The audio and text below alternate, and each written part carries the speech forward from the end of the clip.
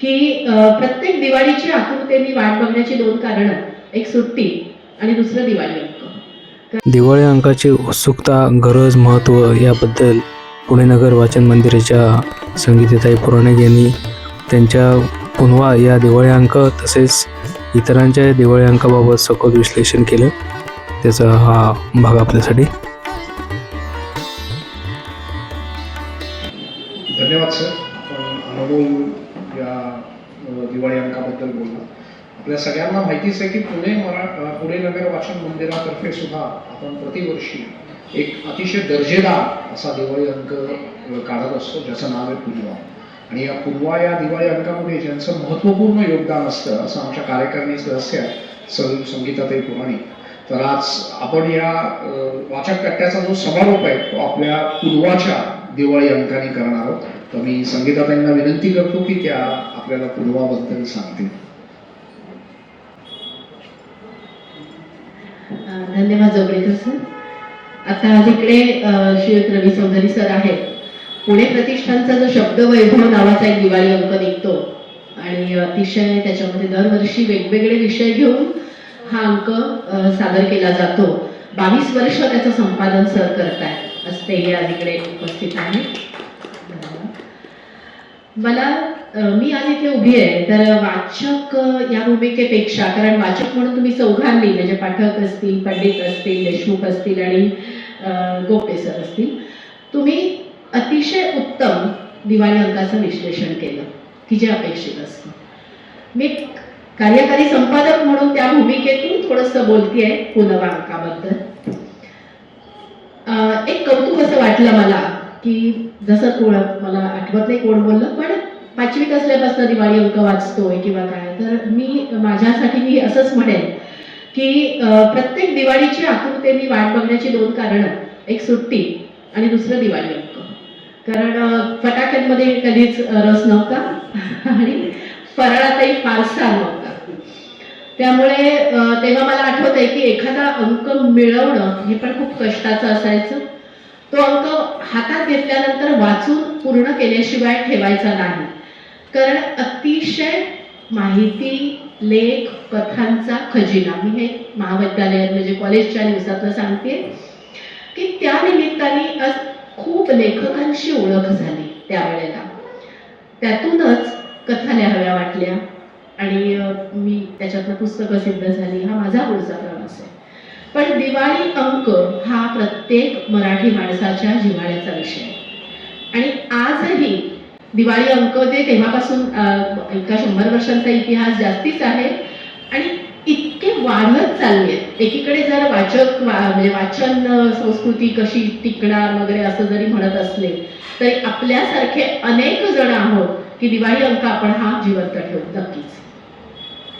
पुनवाबद्दल बोलताना मी असं सांगेन की पुनवा म्हणजे पुणे नगर वाचन मंदिर हा आमचा अंक, हा 4था अंक आहे.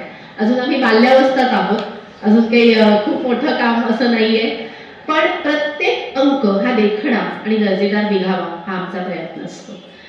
आमचा गेल्या 3 वर्षांचा प्रवास या मुखपृष्ठावर आहे. 3 अंकांचं आम्ही तिथे टाकलेलं आहे की ज्ञान, मनोरंजन, परंपरा, त्याच्यानंतर प्रवास, संस्कृती असा सगळा खजिना एका वेळी देता यावा असा आमचा प्रयत्न असतो.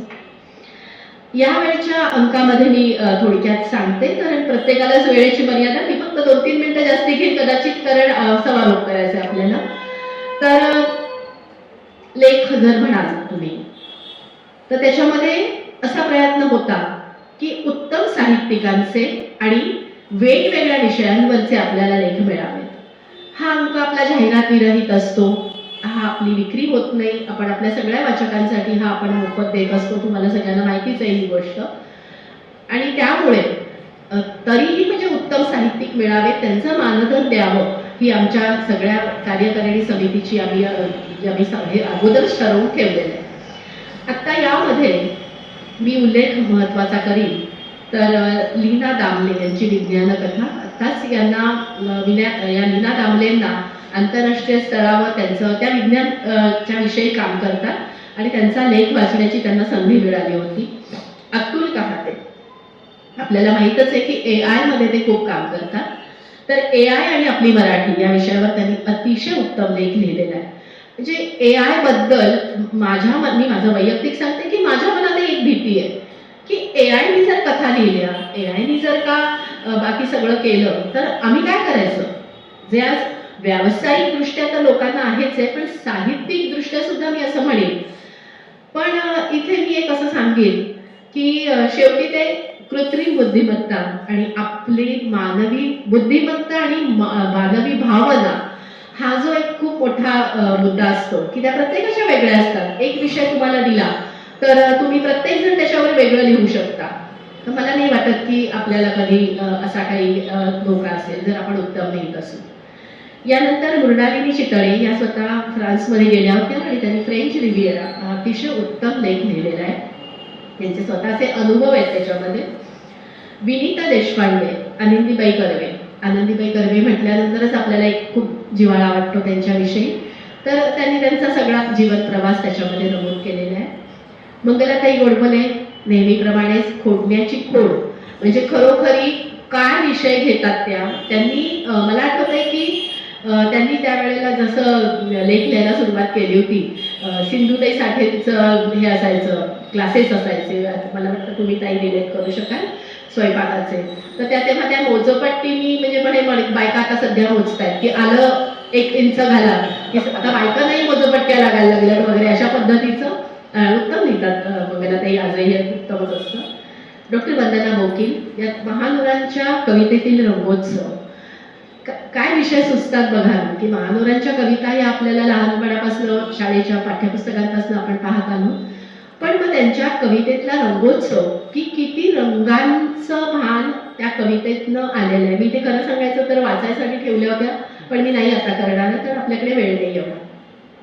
याबरोबरच आपल्या मराठीला अभिजात दर्जा मिळाल्याने आम्ही या अंकामध्ये जे आता जसं डॉक्टर अतुल कहातेंचं असेल तसंच डॉक्टर सदानंद मोरे यांची मुलाखत घेतली आहे की आजही की अभिजात दर्जा मिळाला म्हणजे काय झालं किंवा आता फरक काय पडेल किंवा काय पडायला हवा ह्या गोष्टींचा त्यांनी त्याच्यात उहापोह केलेला आहे. कारण इथे या निमित्ताने मी एकच सांगते की दर्जा मिळाला शिक्का बसला म्हणजे सगळं संपलं असं नाहीये. तर आपल्याला ते पुढे तो परत ती पताका पुढे न्यायची हे आपण लक्षात घेतलं पाहिजे. याशिवाय कविता आहेत, चारोळ्या आहेत, मी मराठी माझी मराठी यामध्ये आम्ही असे काही लोक निवडले की जे यशस्वी आहेत व्यावसायिकदृष्ट्या पण ज्यांचं शिक्षण हे मराठीतून झालेलं आहे. अशी लोक की जे आज म्हटलं जातं की इंग्रजी ही बरोबर आहे व्यवसायाची भाषा आहे आणि लागतेच पण ही लोक मराठीमध्ये शिक्षण घेऊन आज एवढं मोठं काम करतात. यानंतर लहान मुलांसाठी आणि मला एक तर परत पुन्हा एकदा सांगते की मुलांना वाचावं असं आमचा खूप प्रयत्न असतो. या मुलांनी कारण ते ही जी पिढी आहे हिला जर वाचनाची आवड लागली आज आपण ज्या दुव्यानी ज्या धाग्यानी आज आपण इथे एकत्र जमलोय हे त्या मुलांमध्ये यावं अशी एक खूप इच्छा आहे. तर त्याच्यामध्ये आज राजू तांबे, कैलास दौंड आहे, संगीता बर्वे आहे, वर्षा गजेंद्र गडकर असे सगळ्यांचे उत्तम कथा आणि कविता आहेत. याशिवाय सुहृद मंडळ आहे जे मूकबधिर मुलांसाठी काम करतं. त्या मुलांनी काढलेली चित्र आहेत तुम्ही आवर्जून पहा. तुम्ही जर हा अंक पाहिला नसेल तर त्या मुलांची इथे चित्र आहेत. त्यानंतर महाराष्ट्र ग्रंथोत्तेजक संस्था आणि हुजूर पागा याची थोडक्यात माहिती इथे चांगली आलेली आहे. तर हा असा अंक आहे आमचा. यामध्ये जे सगळेजण तुम्ही सांगताय तसा एका लेखाचा मी आवर्जून उल्लेख करेन. डॉक्टर माधुरी शानबाग. डॉक्टर माधुरी शानबाग यांना आपण विज्ञान कथा लेखिका म्हणून ओळखतो. इथे त्यांनी मला माझ्याशी बोलताना की मी वेगळा विषय देऊ का आणि त्यांनी अगदी लगेच त्यांना आपण हे केलं की हो सांगा. आणि त्या इथे नव्हत्या खरं तर त्या मला वाटतं जपानमध्ये होत्या. तिथून त्या माझ्याशी बोलत होत्या आणि त्यांनी तो लेख इतका उत्तम लिहून वेळेमध्ये पाठवला. तो लेख आहे नाटककार सावरकर. सावरकरांविषयी आज आपल्याला सगळ्यांना माहिती आहे आणि एवढा मोठा हा योद्धा म्हणेन मी त्यांना आज आहे की त्यांचे हे सगळे पैलू आहेत की जे आपल्यासारख्या लोकांसाठी खूप महत्त्वाचे आहेत आणि आपण त्यांना प्रचंड त्यांचा आदर करतो आणि मानतो. इकडे त्यांनी नाटककार सावरकर आपल्याला एवढी कल्पना नसते म्हणजे आज मीही हा लेख वाचताना थोडंफार म्हणजे संन्यस्त खडगं हे आपल्याला माहिती असतं पण सावरकरांनी 3 नाटकं पूर्ण लिहिली.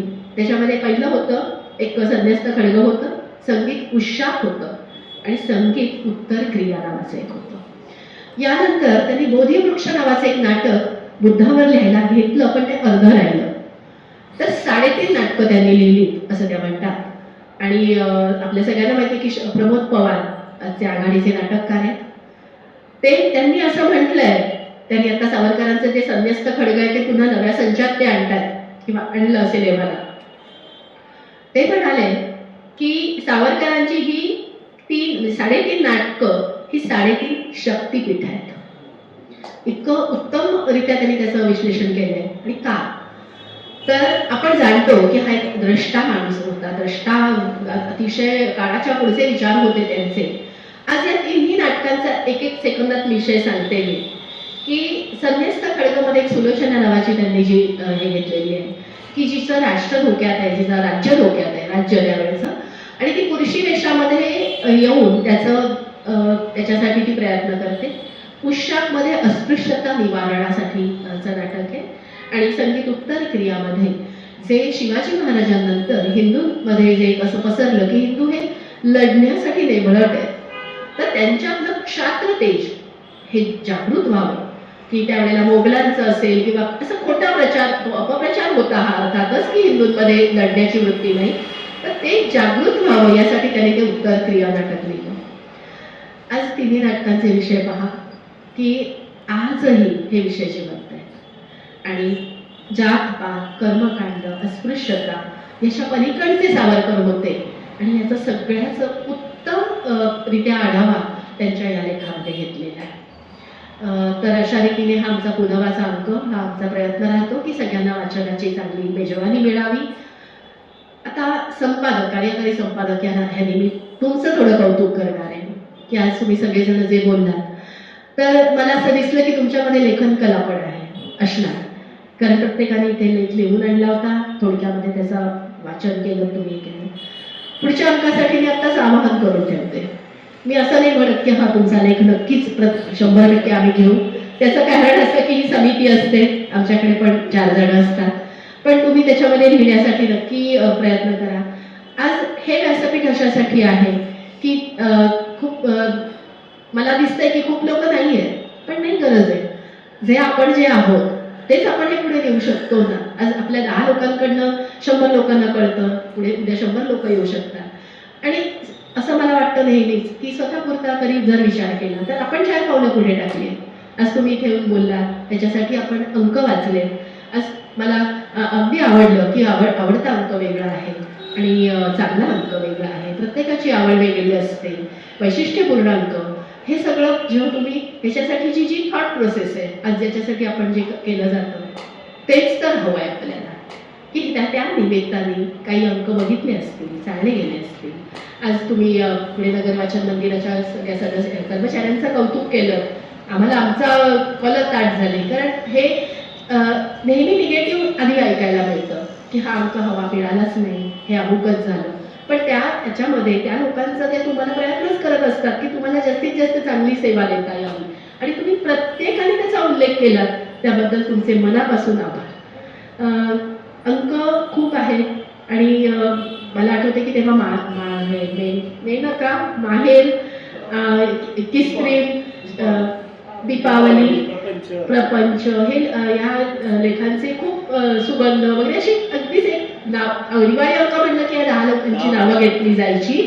पण आज ते सोडून तुम्ही 4 अंकांचा बद्दल बोललात, मला त्याच्याबद्दल खूप कौतुक वाटते. आणि एवढं बोलून मी थांबते. जवळजवळ सर आपण आभार मानायचे आपल्याला. येस, धन्यवाद. धन्यवाद संगीताताई. आमच्या पुणे नगर वाचन मंदिराविषयी आपल्या या अंकाविषयी आपण खूप छान विस्तृत वर्णन केलं.